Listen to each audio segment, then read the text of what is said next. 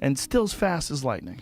Yeah, the power that he possesses, but it's not a thumping power. It's that explosive speed, that explosive power, the footwork he gets in position, and all of a sudden he's landed 3, 4, 5 shots and then he's angled off. A lot like I did in my fight against Lopez. Inoue have very fast. Yeah, it's a competition. It's a very strong guy. Brings out a big crowd, doesn't he? He's an absolute superstar in world boxing, and this was another exquisite performance. Joe Rogan reacts live to Naoya Inoue versus Alan Picasso by calling Inoue a true legend of the sport. Rogan is impressed by how fast Inoue's feet are and how smoothly he moves in and out of range.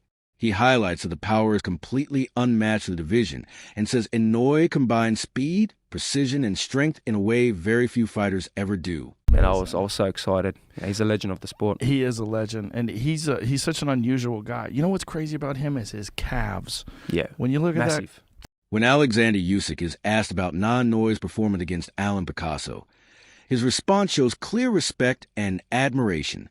Usyk pauses, then smiles before praising Inoue's speed and presence in the ring. He openly says, "I like Na," highlighting how quickly Inoue moves and reacts. Usyk adds that Inoue is a very strong guy despite competing in lighter weight classes. He explains that the power, speed, and balance Inoue knows make him dangerous at all times. Usyk's words reflect how elite fighters recognize Inoue's greatness instantly. Here, the unified heavyweight champion of the world, Alexander Usyk. Alexander, you're watching another pound-for-pound fighter in Inoue. Have you been impressed with his performance so far? Yeah, I like this is show Nagatani fight great with Mexican guy Inoue. I happy. What do you think Inoue needs to do to get the stoppage? I not think about this. I just watch fight. Maybe Inoue next fight going up. Maybe, I don't know. I think it's normal. Okay. Because, Inoue have very fast. Yeah, it's a competition. The boxing world was buzzing after Naoya Inoue's dominant performance against Alan Picasso. Social media lit up with highlights, reactions, and breakdowns, showcasing Inoue's relentless style and ability to control every aspect of a fight. Henry, a boxing analyst, offered a tactical perspective. He observed that Picasso entered the ring with a very high guard, keeping his gloves up to protect his chin, demonstrating solid defensive discipline.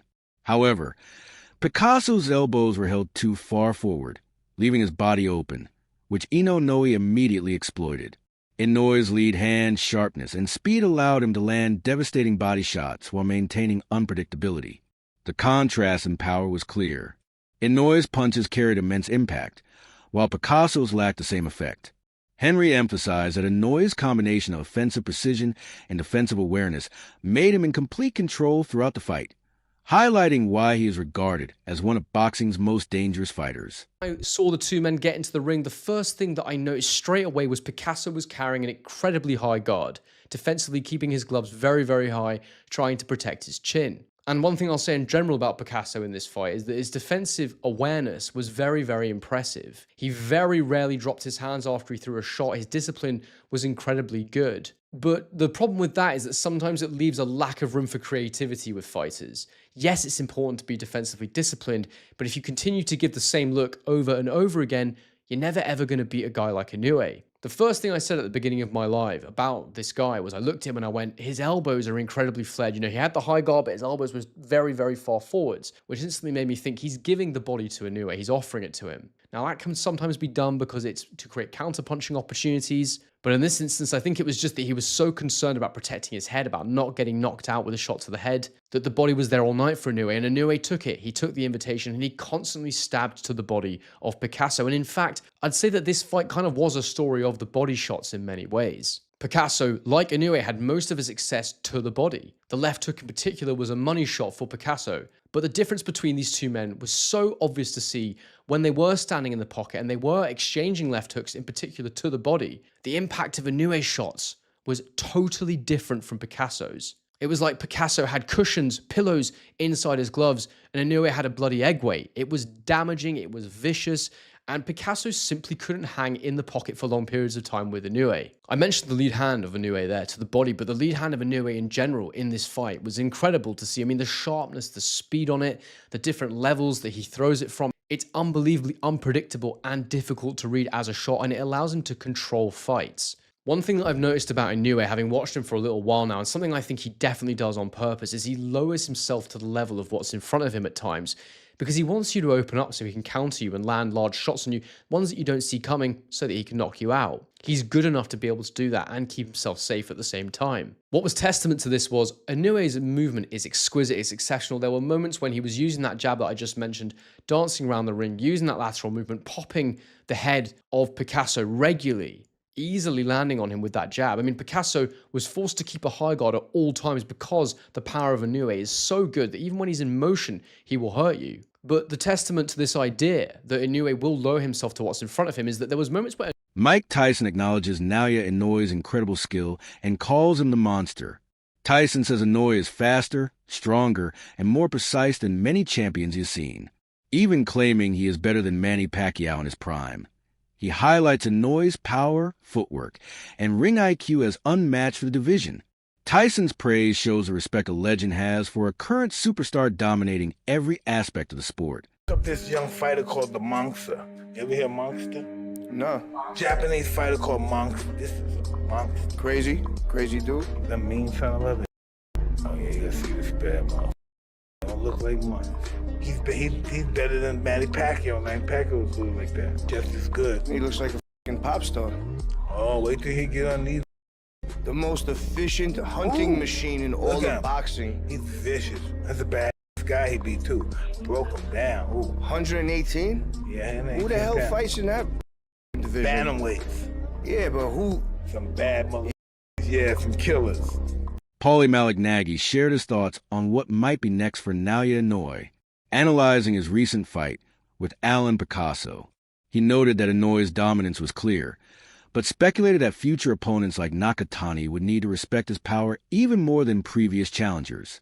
Malina Aji pointed out that Inoue took Picasso the full 12 rounds, and imagining a fight going the distance with someone like Nakatani would be incredible, highlighting Inoue's stamina and consistency. He also observed that Inoue may have been holding back his right hand slightly, possibly due to a minor issue, though nothing was officially confirmed.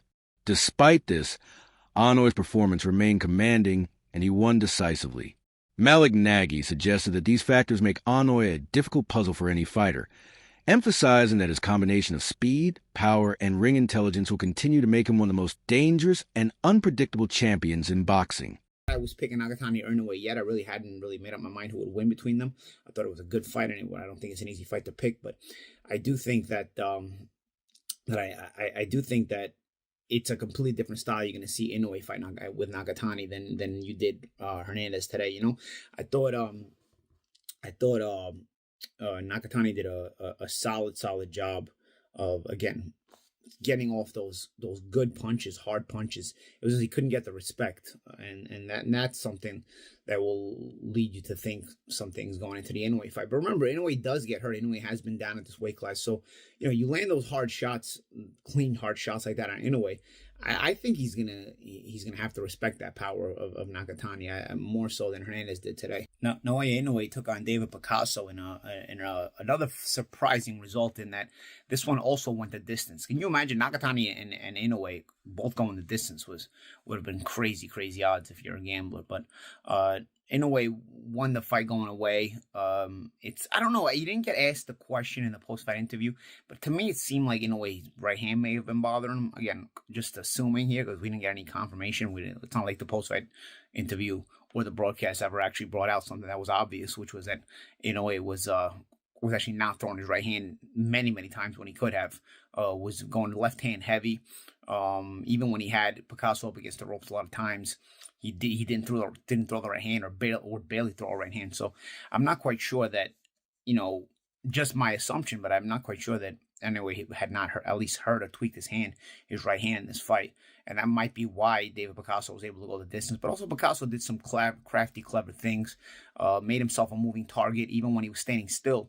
A lot of up and down rotational movement, hip and up and down change of level movement when he was up against the ropes and when he was in front of Inoue. So Inoue couldn't get to him too clean. When he got stuck against the ropes, also he made himself a small target by staying low. He would change the level by going up and then back down.